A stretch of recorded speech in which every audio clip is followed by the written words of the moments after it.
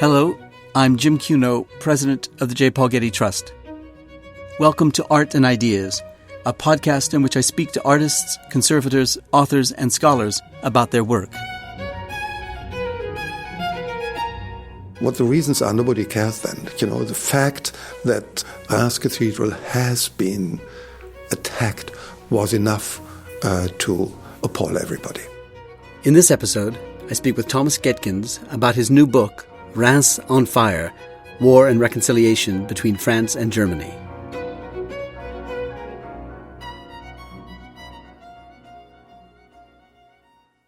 Reims Cathedral is a monument to French national history and identity. Built in the high Gothic style, the cathedral served as the site for royal coronations. When it was bombed by German forces during the First World War, it took on new meaning as a symbol of the rupture between France and Germany. The complex political and ideological history of the cathedral is the subject of Thomas Gaehtgens' new book, Reims on Fire, War and Reconciliation Between France and Germany. Thomas is Director Emeritus of the Getty Research Institute. I recently sat down with him to discuss the book and the various meanings Reims Cathedral took on in the years following World War I.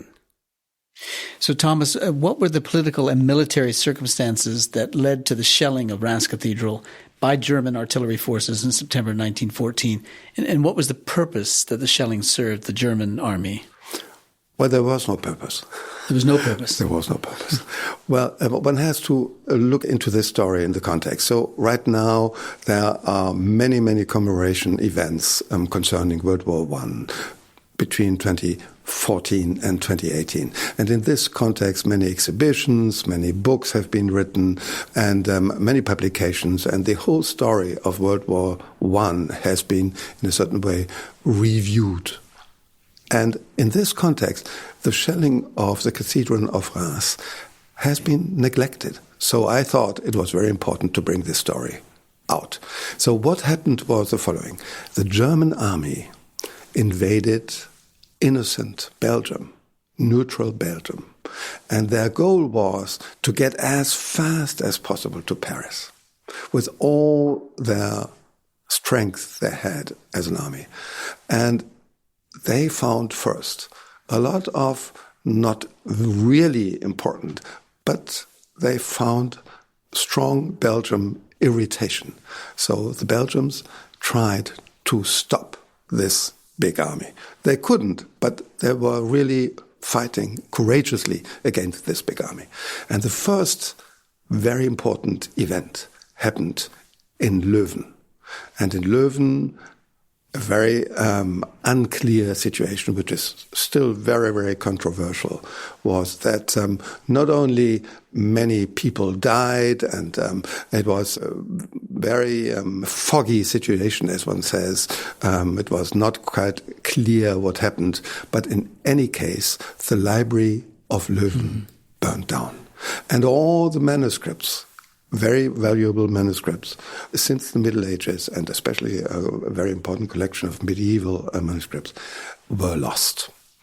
And there was an outcry internationally that the Vandals, the German army, the Vandals had entered the country, and that the Germans were not only fighting a war, a military process, but were trying to, in a certain way, destroy the culture of the neighbor. So the assumption was that that was a determined position for the Germans to take.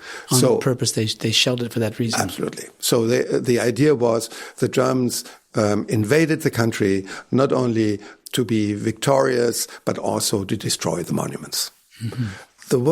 The key word is vandalism. You'll encounter that more often. So after Leuven, the German army continued to move forward, already with a reputation, this army is devastating. And they are not only looking for military victory, they are looking for destroying French culture. So that is the situation. Now, when we come now to Reims, it becomes also a little bit foggy because the situation is not completely clear. But I had a lot of work to do to pull the different sources together. and try to clarify the situation. In fact, there were two German armies, a Saxon and a Prussian army, at the same time moving towards Reims. And they were not communicating in a good way. The Saxons arrived first, and they sent delegates into the city. And these delegates were talking to the mayor and announcing that they wanted to enter the city. The city had no military at this moment. And no French military. French military. And they were talking to the mayor, and at this very moment, bombs fell. So the Germans in the city of Reims were completely irritated because they didn't understand who was shooting, who was shelling, and they thought the French were advancing. But in fact, the Prussian army arrived, and the Prussian army also had sent delegates into the city, and these delegates were taken by the French army.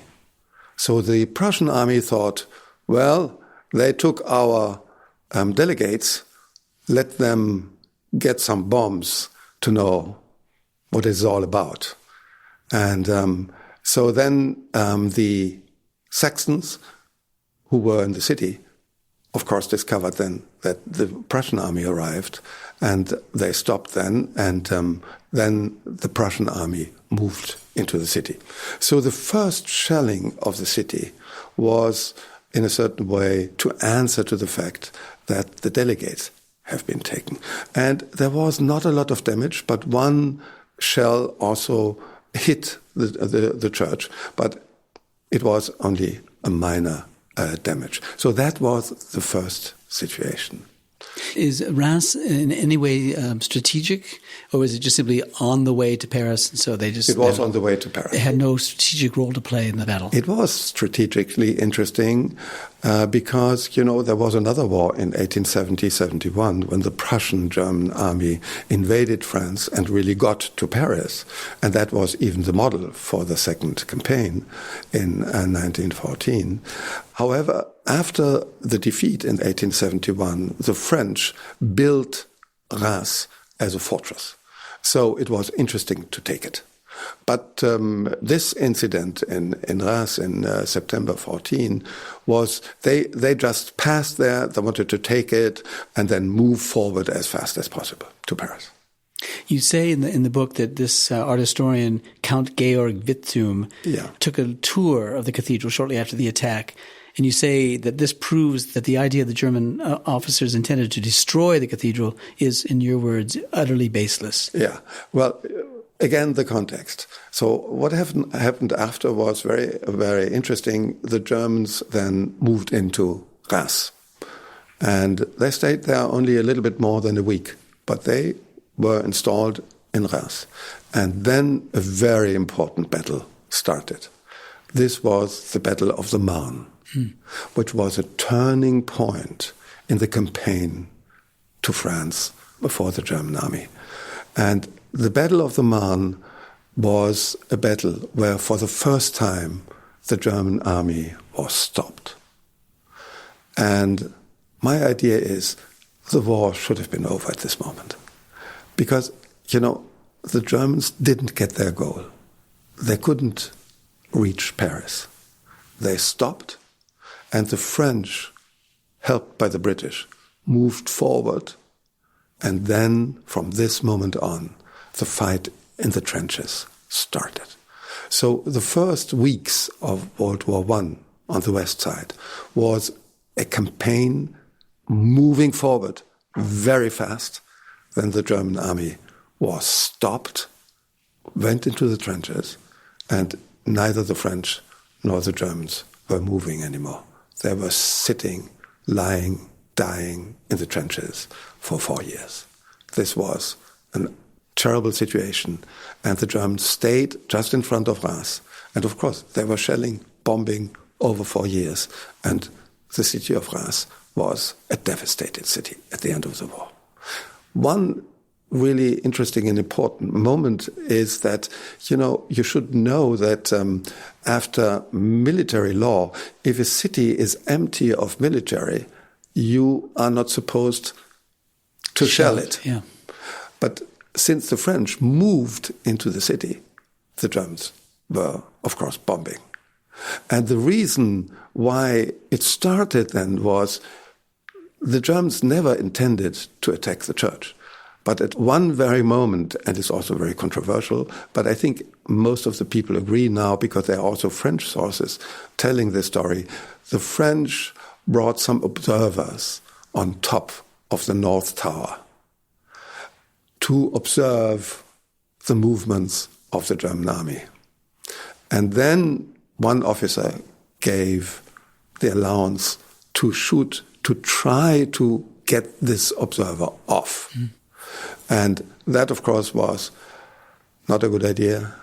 And the cathedral started to burn because there was a wooden scaffolding, and this got into fire, and the fire went into the roof, and then the church really got destroyed heavily. Since your book is so much about the role of art historical and cultural debate with regard to monuments of artistic significance and national significance, what is it about this German art historian, Gaehtgens? Was he important, and why was he there? Well, I'm really not a military historian. I got really involved in this military history, but I wanted to clarify the situation. If not, you cannot really describe the whole story. Vitzthum was a very important art historian, professor of art history in Kiel, and he happened to be in the Prussian army as an officer on the West Front. He just was there. So he moved with the army into Reims. I looked into all the details and all the archives. I mean, there's a little doubt, but I'm quite sure that he was the officer who guided his colleagues into the cathedral to tell them about the history of the Gothic architecture and tell them how important and wonderful this monument is.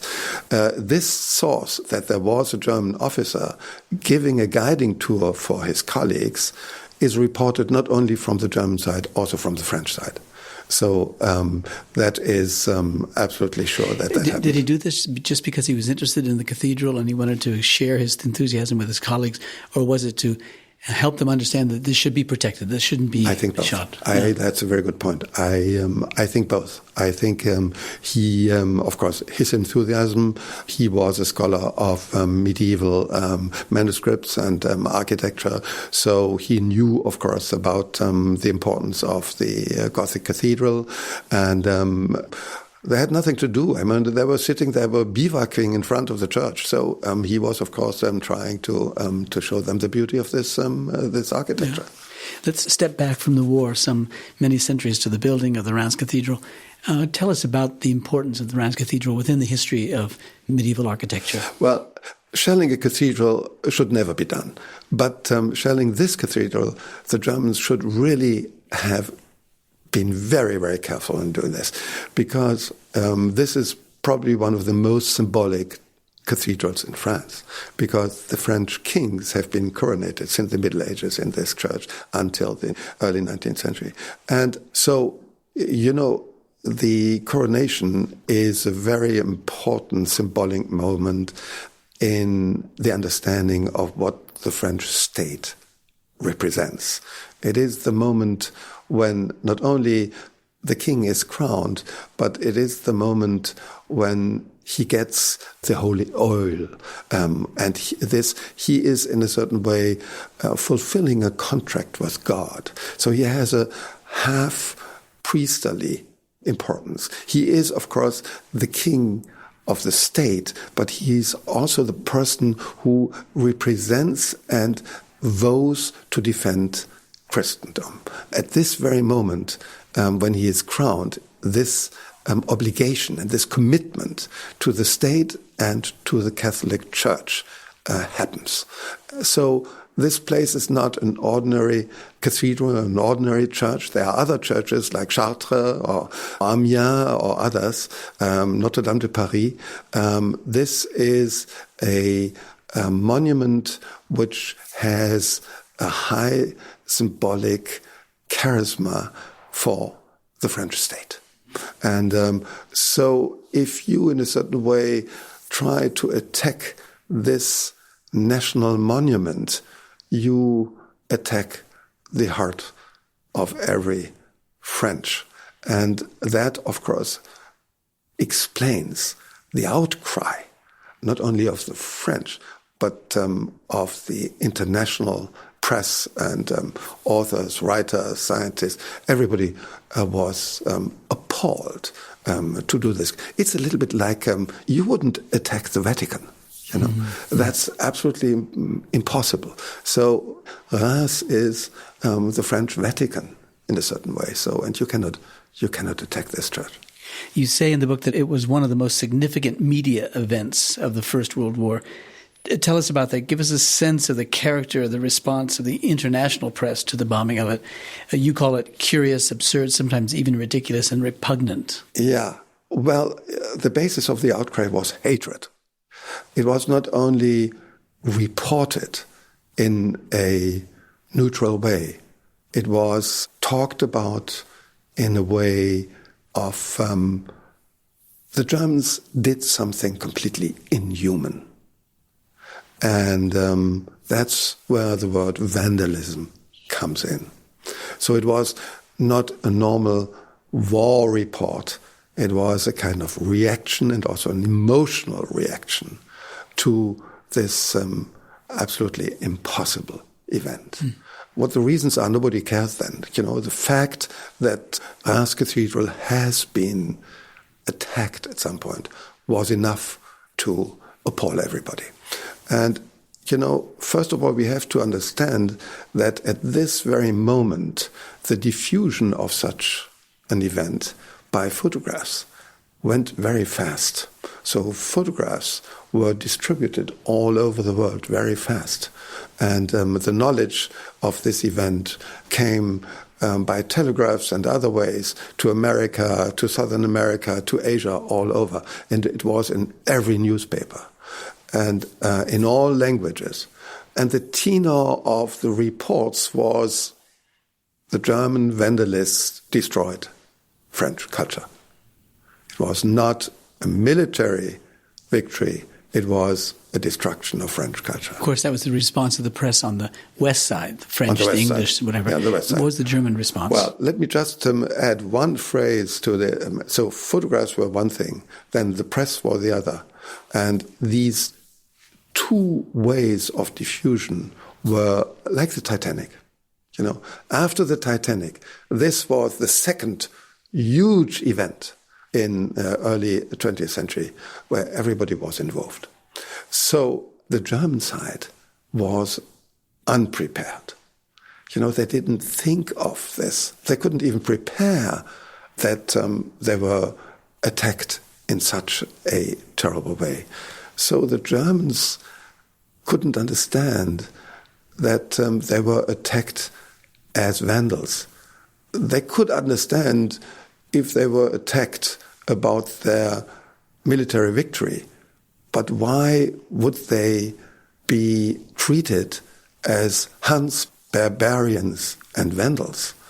And they were not prepared to that. And the reaction was, well, first of all, there was censorship, but then also they pulled together. And there was a manifest, a memorandum of the 93 people, which was published. And the most important people signed this protest. This protest was directed against the fact to be labeled vandals. Yeah. Let's back up on that, because you say that the First World War was interpreted as a cultural contest between France and Germany, between German barbarism as it was characterized and cultured French civilization as it was characterized.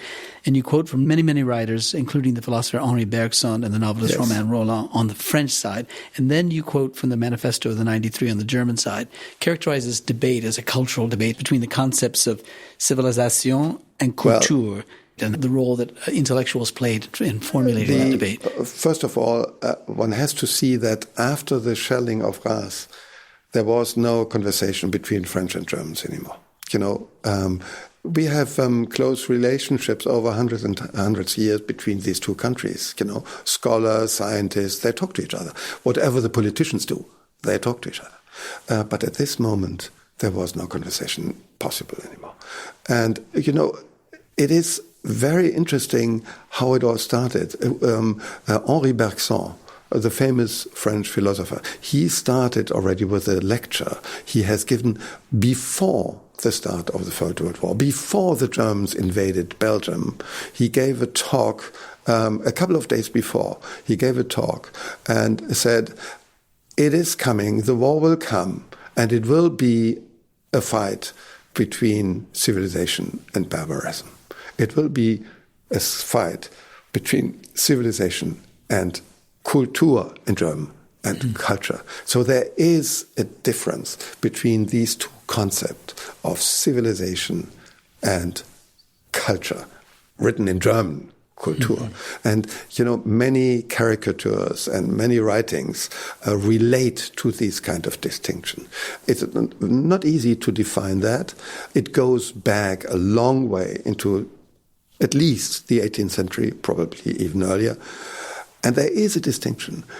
Civilization in the French sense are the goals and the principles defined by the French Revolution. It's liberty, fraternity, equality. And the idea that politicians should make progress in a civil society to propagate these ideas, not only in France, but all over the world. I mean, in America, of course. The idea of the French Revolution was realized in a certain sense in America, for good or for worse. And the German idea of culture is different. It is based on the idea of the people and the blood and the race. So culture means having an identity of the common language and the common background and where you come from. So these two concepts still exist today. So I understood that as a French, for example, you can more easily have an American or a British passport at the same time. So you can have two passports. You have only to conform with the ideas of a civil society on the basis of the French principles. For Germany, it is difficult. I cannot get an American and a German passport. If I want to have an American passport, I have to give my German passport on because I belong to, by language, by background, to the Germans. And so I can change my identity, but then I have to give up the other one. So that's a very interesting thing. So this debate or this difference dates back to Fichte, Kant. Yes, absolutely, to the 18th century. Yeah. And then to the French Revolution. Yeah, right. And then it carries itself out. So there's a long legacy by the time we get to 1914. Yeah. You also describe that it was a war of images exchanged by German and French artists. And there was an exhibition in Paris at the Georges Petit Gallery of pastels by Adrien Sénéchal, which was inspired by Monet's paintings of the Reims Cathedral. So all of a sudden, these paintings, these pastels were exhibited for the reasons of propagating this vision of cultured France and civilized France? Few of the paintings. I mean, we are in the midst of a war. Still, painters continue to paint. But what I mean is that there are in a certain way three layers of visual material.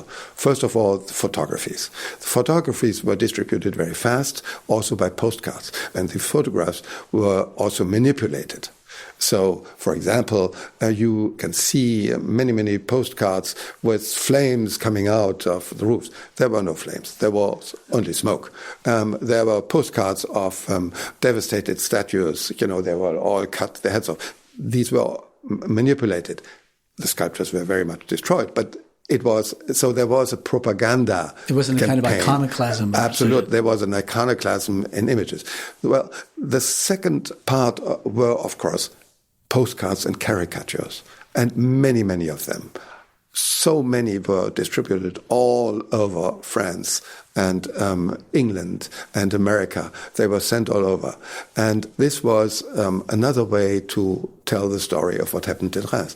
And then the third one were these paintings you are talking about. The exhibition was with paintings by a painter called Sénéchal, who was in Reims when Reims was shelled. So he experienced the shelling. But, the paintings were made later. I mean, the bombs were falling. You were not, as a painter, there painting when the bombs were falling. So he reconstructed in several hours of the shelling. However, these paintings also were exaggerating. It was full of flames, which you never have seen. And you couldn't even go that far. But there is, in a certain way, some kind of personal experience in these paintings. And then there are more paintings by other artists later, after the war, showing the rune as a new symbol. These are French painters or French German painters? Yeah. French painters who painted Reims as a ruined city. Not only cathedral was in ruins, but the whole city was in ruins. I mean, there were, I think, 20,000 people still in Reims, and it was several hundred, 1,000 before. The city was a ghost city. It was a ghost city and was completely destroyed. And this is very moving, and we have many photographs also of the completely destroyed city of Reims. Yeah. So the war is on and the armies are fighting each other. You've got intellectuals arguing with each other about this. You've got artists painting and pictures that play into this debate. But an extremely interesting part of the book is the role that art history plays in this. We've already mentioned that Reims was an extremely important Gothic cathedral, but you talk about the myth of the Gothic in France, and I'm especially interested in the role played by art history and the art historian Émile Malle. Yeah. So what position does he take? How does he articulate the position? And who reads his writings or who hears his lectures? And how does that factor into this big fight? I'll give you a little background. I mean, you have to know that the history of the scholarly discovery of the importance of Gothic architecture and Gothic art in general starts, let's say, in the late 18th century and in the 19th century. The Middle Ages were dark ages until the 18th century. But a very fascinating process started around 1800, where both countries, the Germans and the French, claimed that the Gothic is theirs. And this is a conflict which went until the shelling of Reims. So you have 100 years of controversial conversation about the role of the Gothic. And this started, let's start with the French. The French started to rediscover the Middle Ages, with Chateaubriand and Catholicism, and with the style troubadour, Romanticism, Victor Hugo, the novel Notre Dame de Paris, which interprets the Gothic as a style of the people. Victor Hugo's idea is these cathedrals are not built by few people and by the noble people. The Gothic is a style of the people.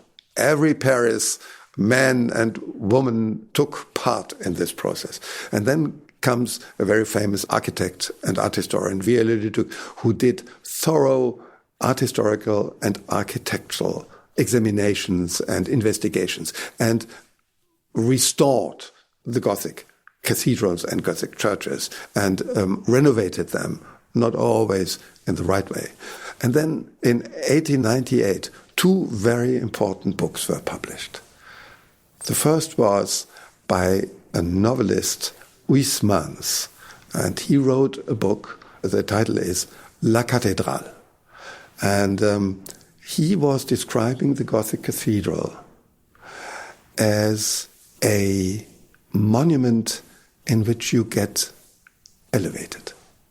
You cannot have that in a Roman architecture or in a temple, in a Greek temple. But Gothic architecture elevates you because of its form. And the colored glass. The colored glass, all this. And you get not only elevated, but you get convinced that in a certain way you must become a religious person, a Catholic religious person, if possible. So this was a new understanding, interpretation of Gothic architecture. And at the same time, 1898, another book was published by an historian and art historian, Émile Malle. And he was, as a historian, as a scholar, describing Gothic architecture in a way to decode the meaning of the architecture and the meaning of the statues and the histories which were told in the glass windows. So in a certain way, he was reconstructing the narrative of the architecture and the decoration of the architecture to understand that there was a religious background in the story told to the visitor and to the believer going to the church. So this happened at the same moment. Now, Emil Mahl was becoming one of the most important art historians of his time, very famous. This was a very popular book. Proust was reading this book and admired this book. And then when the Germans shelled Reims, I have to repeat it, they shelled Reims, and the cathedral was also hit, but it was not only the goal to destroy the cathedral. He was, of course, devastated that this church was destroyed or heavily hit by bombs. He couldn't understand that. And then he wrote a very nasty book against the Germans, saying the Germans were only copying French art. They have never invented anything. They are not even able to do art. And they are, of course, vandals, barbares. And so they want to destroy French art and French culture from the very beginning. Now, let's go to the German side. Yeah, the German art historical response was equally interesting. It was really interesting. I will come to that, because now German interpretation of Gothic is different. But it relates to the idea of Kultur, of culture, because it all starts with Goethe. Goethe visited the Minster of Strasbourg, where we have a name of the architect, Erwin von Steinbach. And he, at the end of the 18th century, he admired and experienced Gothic architecture. And he says, this is German Gothic. And the French cannot have been built this, because the French are about Greek and Roman architecture. They are about harmony. They are about, the proportions of these things.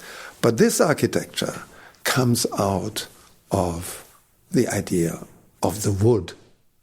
The forest. The forest. The great forest of Germany. Yeah, the forest in Germany. And you have another feeling. You go into this wood and you experience, it goes high up into the heaven. And this is not French at all. French is proportion, and Greek Roman architecture. That's Southern Roman tradition. And this is German. And this experience goes on. And the idea of Goethe was transferred into Romanticism. And now, in early 19th century, during the Romantic period, there was one building which became then a symbolic importance, in a certain sense, like Reims. And that was Cologne. Mm-hmm. And Cologne Gothic architecture was unfinished. The Cologne Cathedral was unfinished. There was the choir, and there was the western part with unfinished two towers. And in the middle, there was only, the basis. And now the Germans, identifying with Gothic architecture, decided to continue and to finish Cologne Cathedral as a cathedral where all the German states are working together to finish this cathedral. So Cologne became the national cathedral for all the Germans. And the Prussian king supported it, paid for it, and all the different states in Germany contributed also. And then in the later 19th century, it was, of course, clear, and the scholars, of course, knew that the Gothic started in the Ile-de-France. There was no doubt about that. But the scholars had problems to accept that, because it was so deeply rooted in their intellectual background. And we have still around 1900 German scholars saying, well, the better Gothic architecture is in Germany. And the Gothic buildings in France are prefigurations of the later Gothic architecture, which can be found in Germany, in Bamberg, in Cologne, and wherever. And one author, Wilhelm Worringer, was one of them who, in a certain way, stated that the real, high point and peak of the Gothic architecture development was in Germany. And, of course, publishing this kind of book, the French must have been appalled to read that.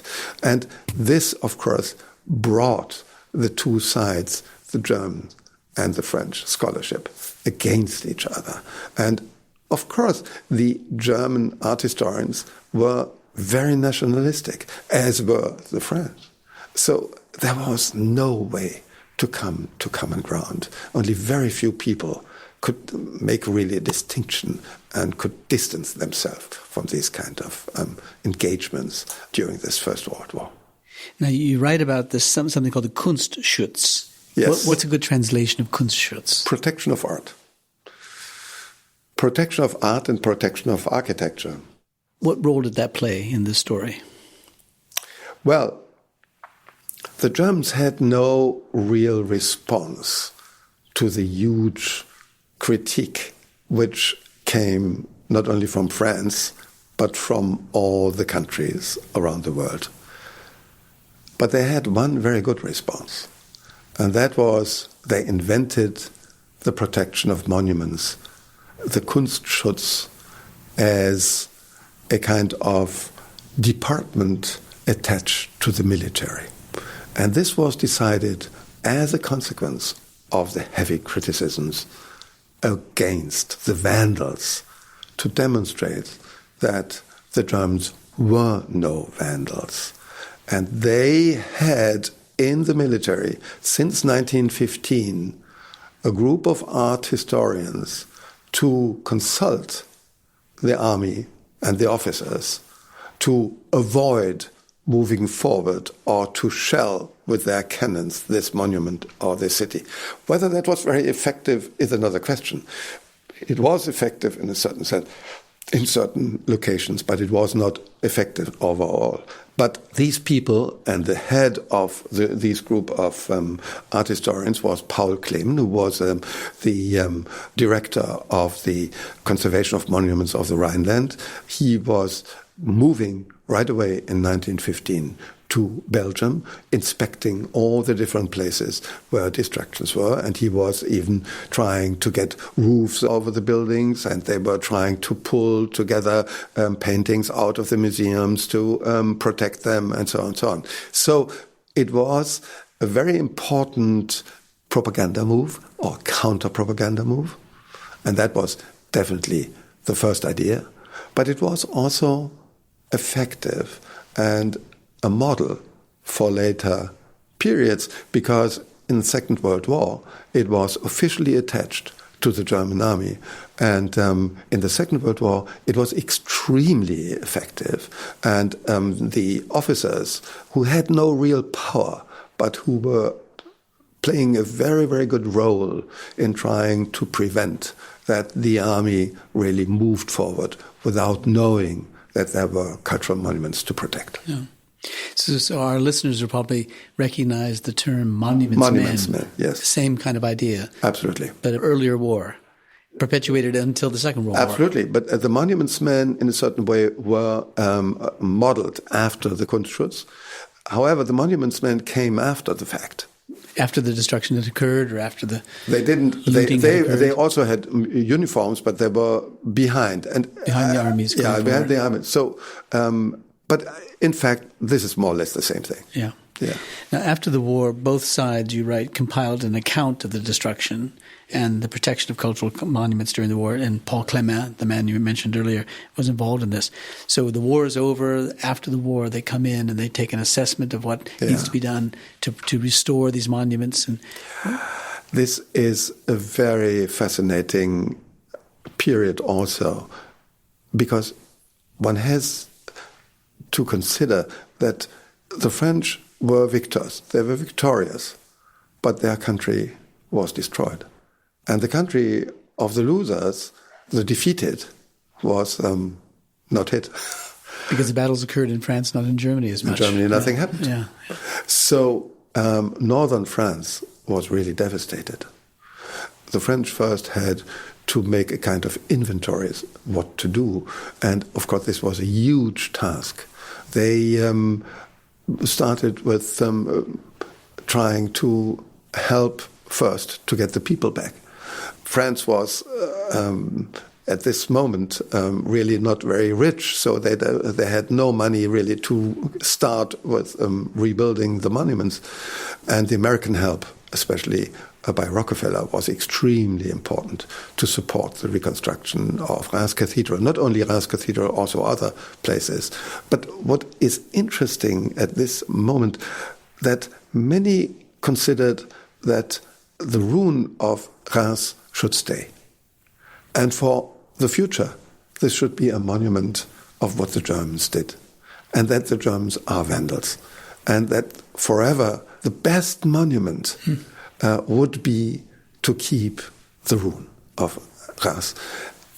Since Viollet-le-Duc, since the 19th century, there was already a conversation about, can we reconstruct medieval buildings? So Rodin, for example, was arguing that a statue of the Middle Ages cannot be restored.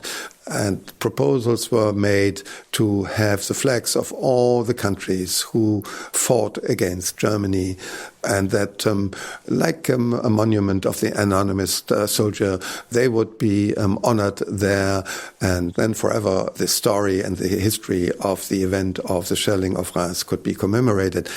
But at the end, I think that it is perhaps my view, but I think that the French understood that this would be also a monument which commemorates forever that they were defeated by the Germans.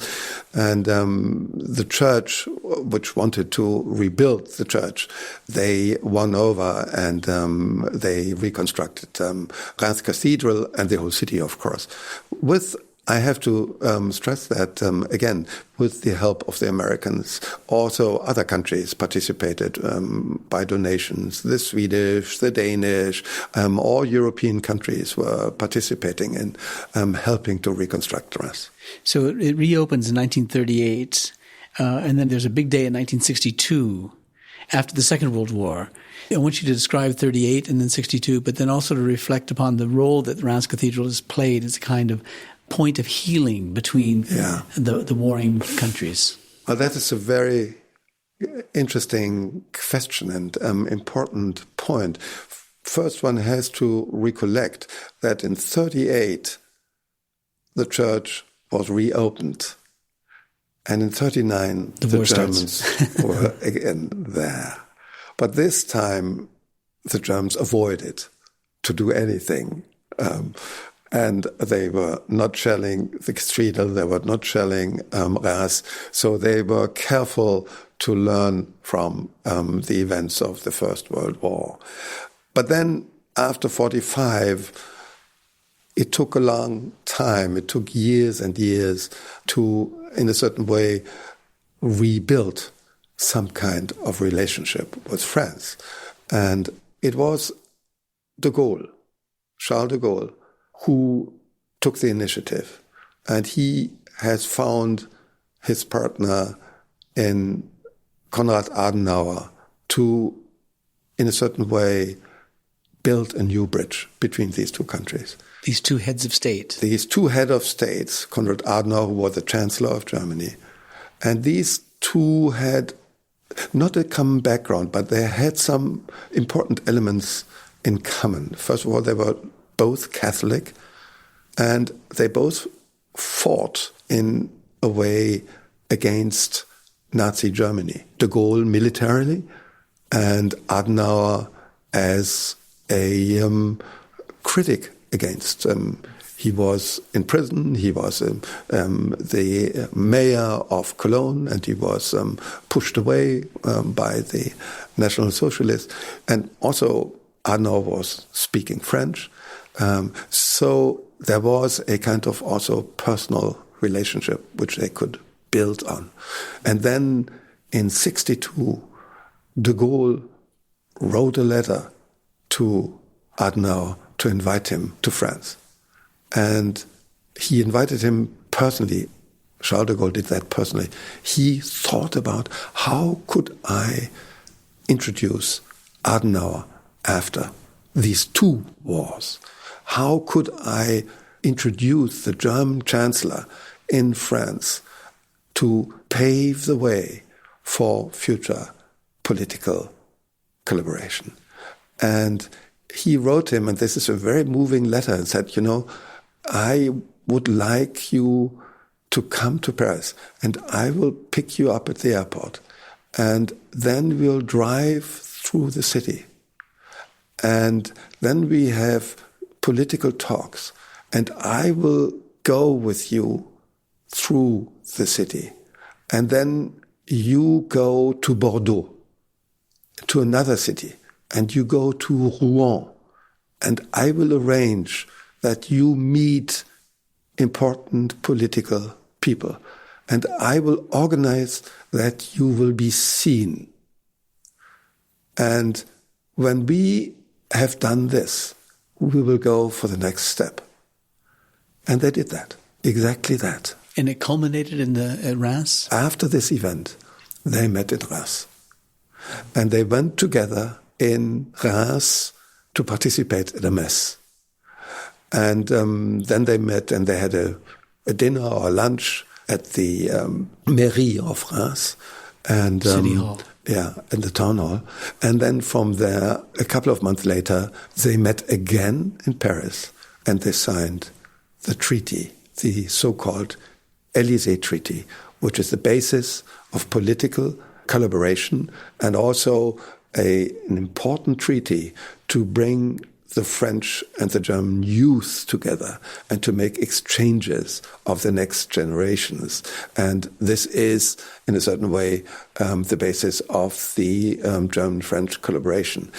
The other European countries were first a little bit irritated about this because they were not really included in this process. But it was an important, very important first step in the direction of the European community, which we have now. And Reims, as you said, got another symbolic attachment. It was not only the coronation church anymore. It had now this awful history of the shelling and First and Second World War, but it now became also a symbolic monument of the German-French reconciliation. And in Reims newspapers, you could read later in later years that Reims now becomes the capital of the French-German reconciliation. All the states, all the presidents of Germany and France since this event, at some point in their career, went to Reims either to participate in a mass or they went there to celebrate only outside. But they go to Reims once since. And it continues. In 2011, the esteemed German art historian, your very good friend Willibald Sauerlander, gave the ceremonial address on the cathedral's 800th anniversary. Yeah. What did he say? Well, he was talking about the symbolic moment of the coronation of the French kings and the role of Reims in this political process. And it was important that he was a German who was invited to come give that address. In a certain way, that was a very warm gesture of the French art historians reaching out to German art historians to say, now it's time that we investigate and do our scholarship together. Not forget about the past, but confront this past in the right way. And then it continues yet even further when 4 years later, 2015, almost 100 years after the attack on the cathedral, the foreign ministers of France and Germany dedicated a series of stained glass windows by the German artist Emmy Knöbel. Yeah, that's a wonderful gesture too, to invite Emmy Knöbel, who is a great artist. And he designed the glass windows, which are wonderful. They, in a certain way, reconstruct the glass windows of the Middle Ages, but not in a literal way. They are shivering pieces together, So you have these two elements. On the one side, you have the light of the medieval glass windows, and at the same time, they recollect and recall what happened to the predecessors.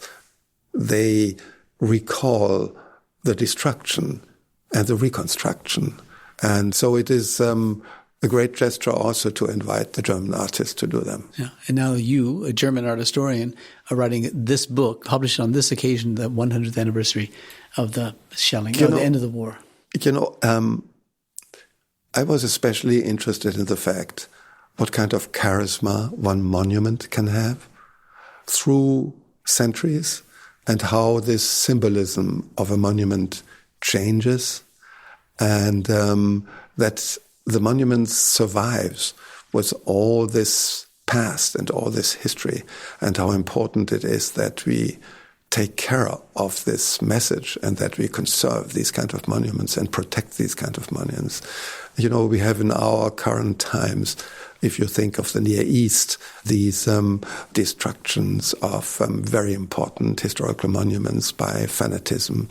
And it goes on that these destructions take place. And my story here is in a certain way a very interesting story, because it continues, it goes until our present, and has still also an emotional value between France and Germany, which should in a certain way convey through this story.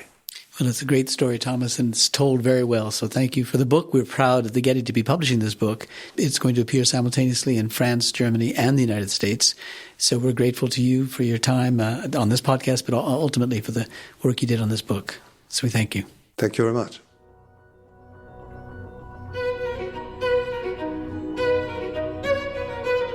Our theme music comes from the Dharma at Big Sur, composed by John Adams for the opening of the Walt Disney Concert Hall in Los Angeles in 2003. It is licensed with permission from Hendon Music. Look for new episodes of Art and Ideas every other Wednesday. Subscribe on Apple Podcasts or Google Play Music. For photos, transcripts, and other resources, visit getty.edu/podcasts. Thanks for listening.